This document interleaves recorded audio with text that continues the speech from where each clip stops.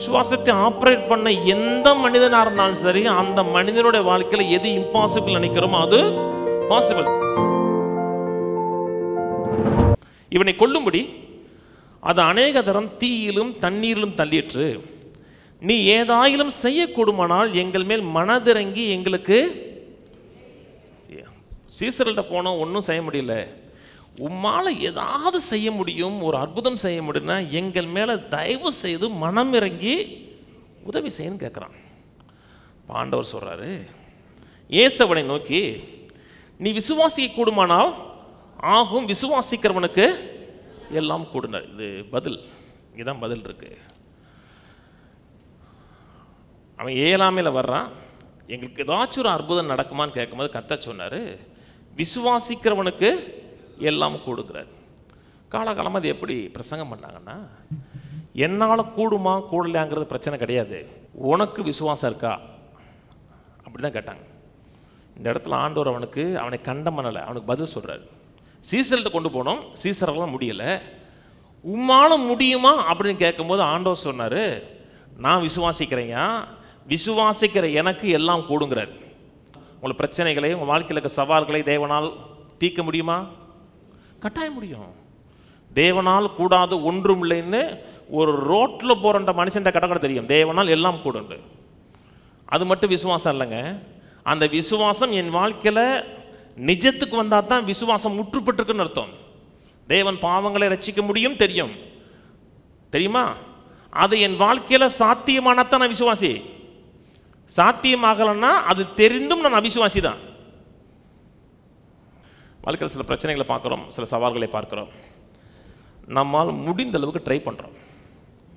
நம்மளால் எவ்வளவு எந்தெந்த சோர்ஸில் முடியணுமோ அந்த சோர்ஸில் ட்ரை பண்ணுறோம். அது வியாதியாக இருக்கட்டும், கடன் பிரச்சனையாக இருக்கட்டும், எவ்வளோ நாள் ட்ரை பண்ணுறோம்.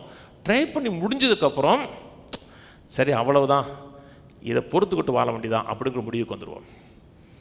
கர்த்தர் எந்த ஒரு காலகட்டத்திலையும் இவ்வளோதான் அப்படிங்கிற ஒரு காரியத்துக்கு வரவே மாட்டார்.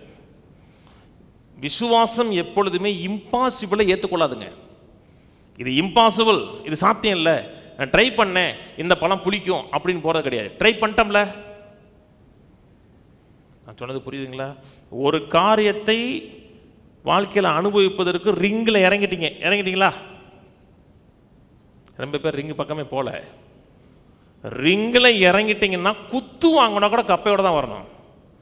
குத்து வாங்காமல் வந்துட்டீங்கன்னா நீங்கள் கில்லாடி.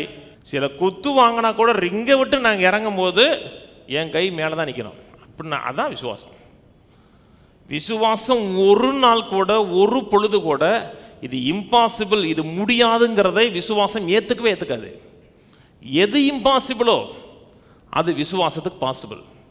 எது முடியாதுன்னு நினைக்கிறீங்களோ, இது சாத்தியம் இல்லை, இது நடக்கிறதுக்கான வாய்ப்பில்லை நினைச்சிங்கன்னா, உங்களுக்குள்ள விசுவாசம் ஆப்ரேட் ஆகுது என்றால் விசுவாசிக்கிறவனுக்கு அவர் விசுவாச்சார் இல்லைங்க, அவர் தேவனுடைய குமாரன் அந்த ஸ்தானத்தில் செய்யவே இல்லை. விசுவாசத்தை ஆப்ரேட் பண்ணக்கூடிய ஒரு மனிதனா செயல்படுகிறாருங்க. இந்த இடத்துல தேவகுமாரன் சொன்னாரா? விசுவாசத்தை ஆப்ரேட் பண்ண எந்த மனிதனாக இருந்தாலும் சரி, அந்த மனிதனுடைய வாழ்க்கையில் எது இம்பாசிபிள் நினைக்கிறோமோ அது பாசிபிள். திரும்பி வாசிப்போம். இயேசுவை நோக்கி, நீ விசுவாசிக்க கூடுமானால் ஆகும், விசுவாசிக்கிறவனுக்கு எல்லாம் கூடுண்டார். அந்த ஆம்பிளிஃபைடு பைபிள் போடு. And Jesus said, you said to me, if you can do anything, why? All things can be or possible to him. மன முடியுமான்னு கேட்ட. ஏன் கேட்ட? விசுவாசிக்கிறவர்களுக்கு சகலமாகும். வாழ்க்கையில் எவ்வளவு பிரச்சனைகள், போராட்டங்கள், சவால்கள், எல்லாரும் முடியாதுங்கிறாங்க, எல்லாமே சாத்தியம் இல்லைங்கிறாங்க.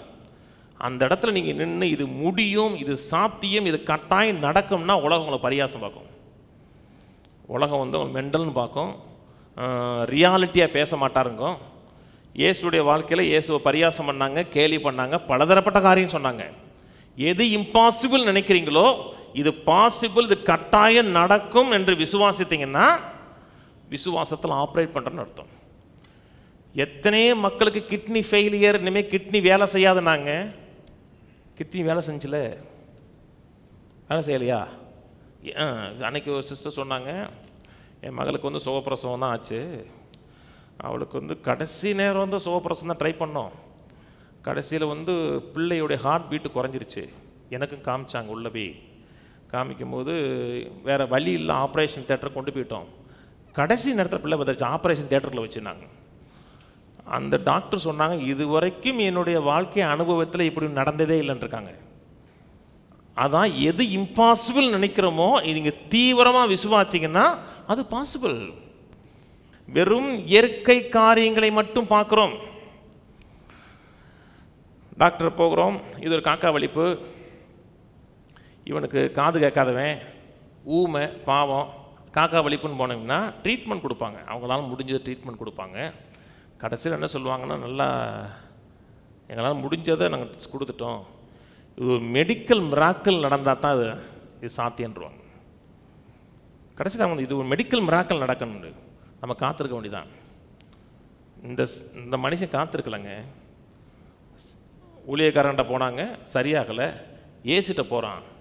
ஏசுட்டு போன உடனே ஏசு சொன்ன பிரதானமான காரியம், விசுவாசிக்கிறவனுக்கு எல்லாம் கொடுப்பு. எது சாத்தியம் இல்லை, இம்பாசிபிள் நினைக்கிறோமோ, விசுவாசம் நம்ம வாழ்க்கையில் ஆப்ரேட் ஆகுதுன்னா சாத்தியம் இல்லாத கட்டாயம் சாத்தியமாகும்.